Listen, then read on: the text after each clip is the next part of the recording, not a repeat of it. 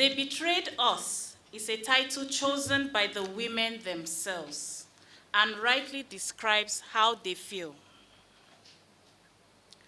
Instead of receiving protection from the authorities, women and girls have been forced to succumb to rape in order to avoid starvation or hunger. The women whose experiences are contained in this report have suffered multiple rights violations, gender-based violence, and gender-based discrimination. They now collectively demand justice, reparations, and the release of their husbands, sons, and brothers. We have between us conducted 5 missions to Maiduguri for face-to-face interviews and many other interviews over Skype. An Amnesty International delegate also visited Bama in March 2018. The key points, the evidence that Amnesty International has collected that shows as the key points that Boko Haram survivors were betrayed by the authorities. After already suffering under Boko Haram's brutal control, they've told us that instead of being rescued or protected by the authorities, they found another calamity awaiting them.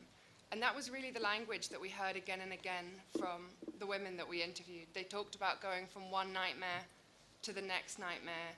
They talked about going from one calamity to the next. They just escaped Boko Haram.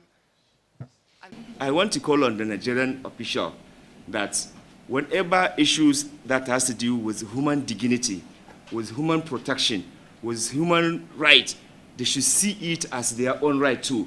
It's not about come and dismiss. We know so many people, even within the security agency, their right has been violated. And we speak for everybody.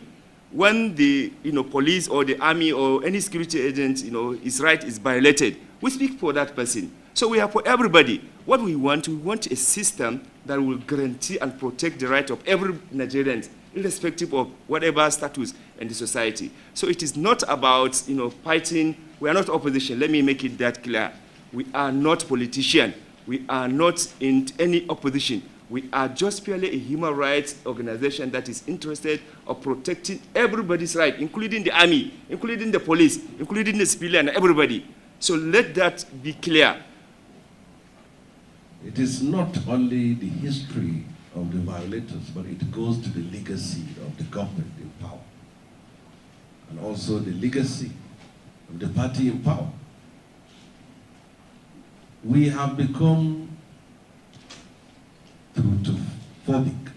We are afraid of truth in this country.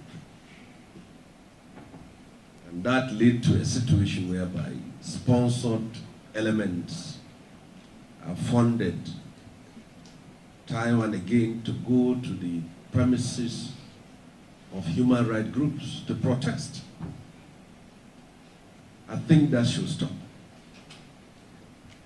And I will say this, if we don't rise up against these violations, we will not be able to differentiate between the atrocities perpetrated by the insurgents and the one perpetrated by security forces. Is it possible for us to fight terror without violating fundamental human rights? Yes, it's possible.